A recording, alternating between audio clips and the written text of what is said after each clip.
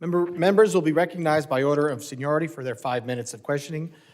As we have when Secretary Noem was here, we're going to limit it to the 5-minute rule. I'm going to be strict on that for both sides. So do not be surprised if you go over, I gavel you down.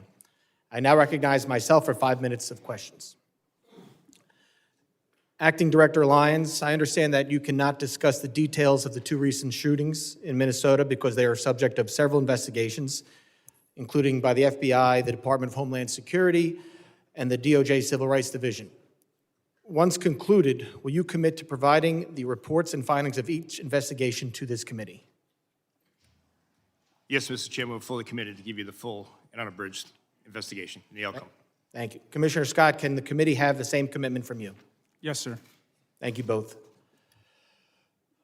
Commissioner Scott and Acting Director Lyons, following this hearing in writing, I'd like to know what is the standard operating procedure for each of your agencies for an investigation when deadly force is used. Currently, Acting Director Lyons, are those procedures being followed for the 2 uses of deadly force in Minneapolis this past January? Yes, Mr. Chairman. Were those, and Commissioner Scott? Yes, sir, they are. Were the standard procedures followed from the beginning? Mr. Lyons? Yes, sir, they were. Mr. Scott? Yes, for CBP, they were as well. Thank you very much.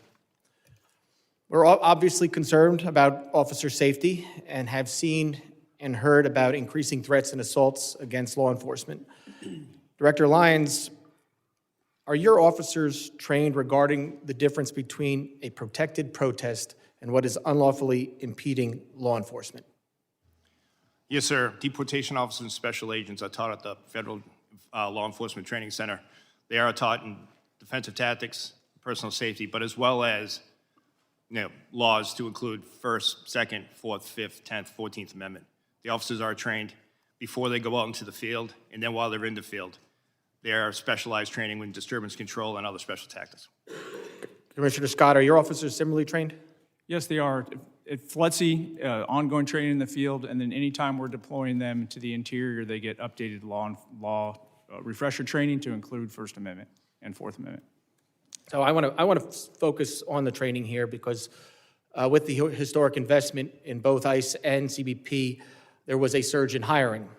I need to know, for these new hires, is the training different than what other agents and officers received before the hiring surge? Mr. Lyons, I'll let you start there. No, sir, it's not. The training was never, the meat of the training was never removed. The timeline was. We took training from 5 days a week, 8 hours a day, to 6 days a week, 12 hours a day. In addition to that, training is different in the fact that before officers even go to the Federal Law Enforcement Training Academy, there's pre-employment training, which we never had before. And on top of that, we've adapted our on-the-job training program, which is much like a city or state field training officer program that once they are removed from the Federal Law Enforcement Training Academy and have graduated, before they return to their field offices, they're assigned a field training officer, and that's continued on after that. So let me get this. For ICE officers, the curriculum has stayed the same, but it's now a quicker training. The timeline has moved up? That's correct, sir. Okay, but the curriculum is the same. Yes, sir. All right. Commissioner Scott, can you talk about if there's been a change in training since the hiring surge? There's been no change in the training within Customs and Border Protection. Border Patrol agents go through a 117-day academy. The CBP officers go through a 103-day academy. That's actually training days. There's been no changes to that. So the only change that has been made is in our quarterly training.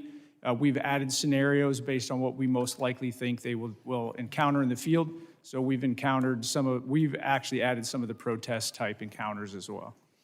So there's been no change in the timeline either. Similar, ICE did that. You did not. No, we did not. Okay. And while this is nothing, well, because this is my last question, I'm sure. While understanding they are not suitable for every occasion, there's been a lot of talk about the use of deadly force. Are agents and officers equipped with and trained in the use of tasers or other less lethal alternatives to avoid the use of deadly force? And Mr. Director Lyons, I'll start with you, and then Mr. Scott, you can finish. Yes, sir. Every deportation officer, special agent are trained in secondary weapons, which include the taser, OC spray, and baton. They're trained. And those are made available. And they're equipped. Yes, sir. Mr. Scott? It's a similar answer that all of our agents have to carry a secondary weapon. They trained at the academy, and then they go through quarterly refresher training every 3 months. Okay, I appreciate it. I will have, I'm sure, for some follow-up questions today, and I will submit those to you in writing.